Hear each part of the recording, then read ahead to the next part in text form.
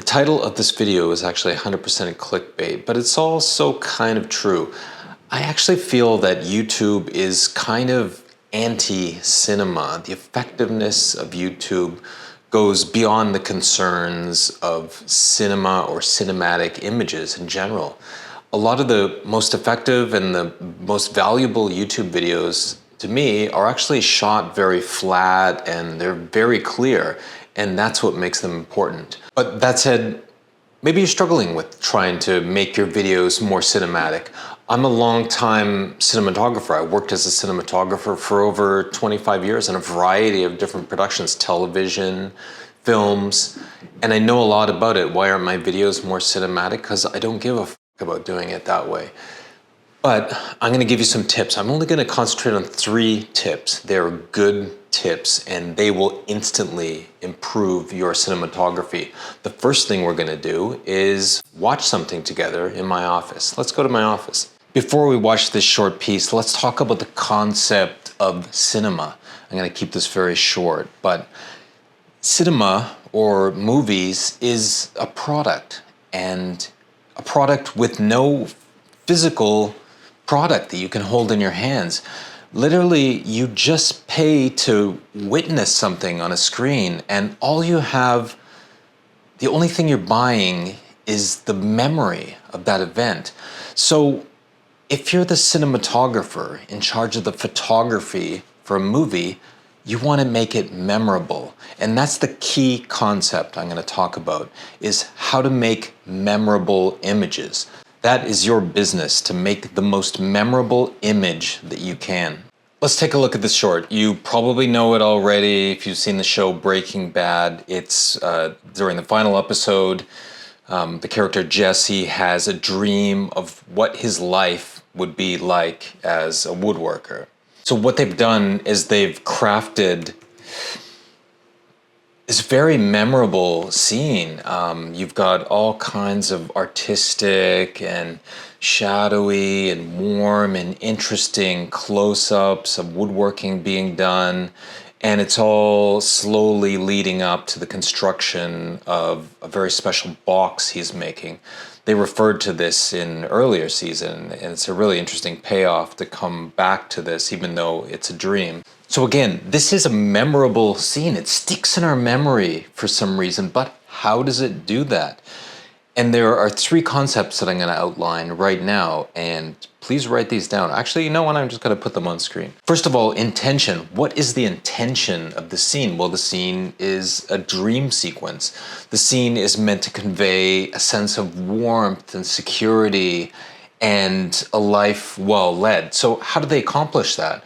Well, the scene looks very inviting because of this warm light. It's all tinted yellow. There's a sort of hazy, dreamy quality to the scene.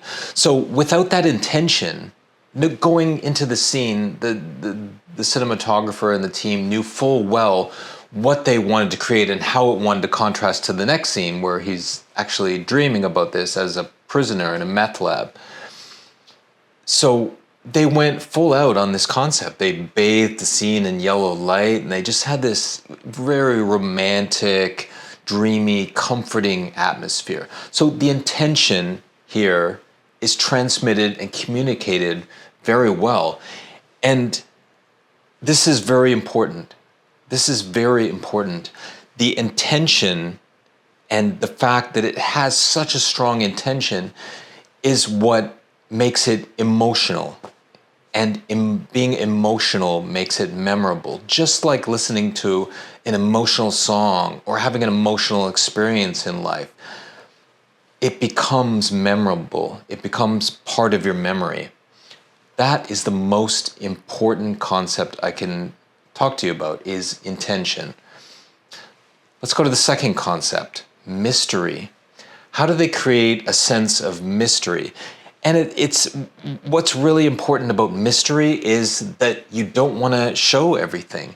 If this was a flatly lit shot of fluorescent overheads in a typical woodworking studio, it wouldn't have the same emotional effect. Most of the scene is in shadow, and there's just a single shaft of light illuminating everything. Is this the safest woodworking studio to work in? No, it is not. It's so goddamn shadowy, you wouldn't be able to see anything. But as a cinematic, emotional moment, yes, it works perfectly. So those are the demands of cinema, that it exists outside the boundaries, the physical boundaries of what's safe or what's a good environment for woodworking. So mystery, really you're just focused on him, the tools, and exactly what you want to see in the scene, nothing else. Everything else is in shadow. Mystery, you're always hiding something. Focus on what you want to see, hide the rest, delete the rest with shadow, focus, other techniques. The third concept I'm going to explore is motivation. And motivation is not like intention. Motivation is what keeps cinematography looking natural. And so you don't actually notice the lighting. If there was a big light right here, or something that gave away the fact that it was lit, you would start to actually go outside the scene and you would start to think about the lighting too much. You've got to make the lighting in your scene invisible. So you've got these windows here. It doesn't really look like there's light coming from them, but you've got the impression that there's the sun's outside here somewhere and it's setting and it's just the perfect time of day, and that's what's creating all this warm golden glow. So it seems realistic. This crazy single shaft of light actually seems realistic.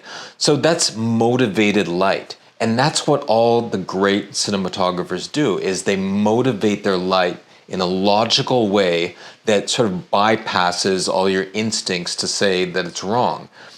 So you just are in the scene without questioning it at all. It's a very dramatic light, but it seems totally natural. It's a great scene. It's very memorable, and it's memorable because of those things: intention, mystery, and motivation of light. I'm going to set up a shot really quickly right now, and we're going to work through those concepts, see how it improves. We're going to keep it as simple as we possibly can. It's just going to be a shot of me hand planing the roughness off this piece of wood. Let's try and make this the most cinematic shot we can using those three concepts. So there's really nothing going on here. This is a flat, boring ass shot. And woodworking is filled with stuff like this. But again, it's all very instructional, and sometimes that's really all you need. You don't need a memorable cinematic experience from something you're just learning from. But say we did, okay? So let's go through our first concept. What sort of intention do we have to make this into a memorable, emotional experience? What kind of emotion do I want to create from hand planing? Let's just pick something out of a hat, and I'm going to say that I want it to seem mysterious. I wanted there to be a certain amount of mystery. So how do I create that mystery? First, I'm going to hide a lot of information in the scene. I'm going to make it more shadowy. I'm going to make myself more shadowy, so there's a little bit of mystery to me. And we're just going to create a sense of darkness and a little bit of sense of danger. So that's our intention for the scene. I'm going to use one single light right now, and I'm going to set it up, and I'm going to show you how I would create that. When you're learning with cinematography, just use one light, that's it. A softbox really helps because it naturally puts out a lot of light, it's soft, and it's just a lot easier to work with. But restrict yourself to one light source, actually. Just play with that. Try and get as much out of it as you can.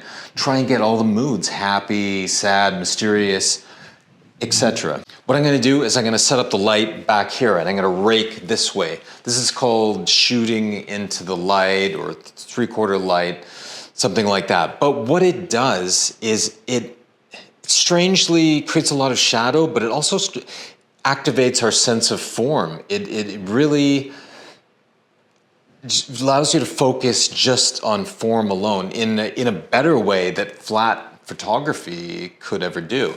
Let's see how that works. Another thing I'm going to do is, this is a 5600K light, so it's kind of like daylight. I'm gonna actually set the camera to be at tungsten light, like indoor lighting. So this will end up looking a lot more blue, and that color wash of blue is gonna give us a little bit more of, hopefully, a little bit more of a sense of mystery. So now I've set that color temperature to be different, and now I've created a sort of blue wash. Now, I'm actually gonna move the camera in closer because I really don't wanna see all this stuff. It's hard for me in this room to position the light completely out of frame in a wide, so I'm gonna just move in a little bit closer. I'm gonna focus on the event of what I wanna see, which is this. Now I've simplified my scene a little bit. I'm a little bit closer to what I actually wanna see, and I've got raking light coming from the back. I'm gonna try and improve the contrast. I'm gonna clean up a little bit of the distractions, like this yellow tape measure back here. We're starting to get a good sense of form. Now, what the main problem is that I have my camera at head height, and having the camera at head height is just too goddamn normal, and it has nothing of that unexpected, dreamy quality that's really gonna make this shot memorable. Okay, so now I've created a way more shadowy scene. I've changed the height of the camera to more unusual height, about the height of a child or something. I wanna see a little bit more detail here. I'm just gonna use this flashlight and just put it over here. Maybe I can rake it off there. Let's see what happens. Now it's actually starting to get a little bit obscure as to what I'm doing, but maybe through sound and just my general action, I can get it across what I'm doing. So what have I done? I've created an intention to create mystery. I've created a single source, which always feels motivated. Maybe this one feels a little bit surreal, but you can't see, there's no windows down here, so who knows where that's coming from. Maybe that'll feed into the mystery a little bit. And I've hidden everything else I want to see, except for the figure, the shadowy figure, which is me. Just by following those three things, my scene is a lot more cinematic instantly. Is this the type of environment that I would want to work in? Absolutely not. It's shadowy and dark. I can't even see what's going on in here, man. But it looks great on film, and that's the rub. That's the difference between safety and normality and cinema. Cinema is a dangerous place, actually. Okay, let's go to a side close-up. This is actually weird because the light, the camera, the shutter speed I have the camera is out of phase with the flashlight here, the LED flashlight. So this is weird, almost like water-like effect. It's like, that's very mysterious. Where the hell was that coming from? It's kind of unmotivated, but it's interesting. I'll just start with the last little angle here, and that is just a camera almost on the floor shot of a back silhouetted figure, and it should theoretically look very mysterious and moody.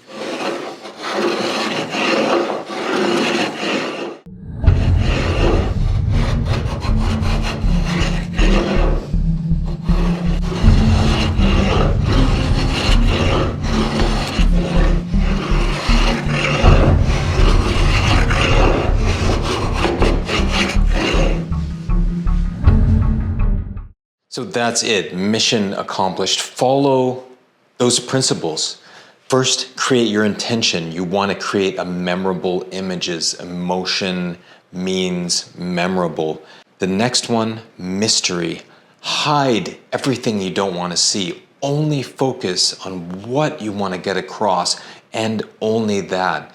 And make a game of hiding everything else. And then next is naturalism, motivation. Where is your light coming from? If you have a window, use the light coming in from the window, or you could add another light that's adding to the light coming from the window.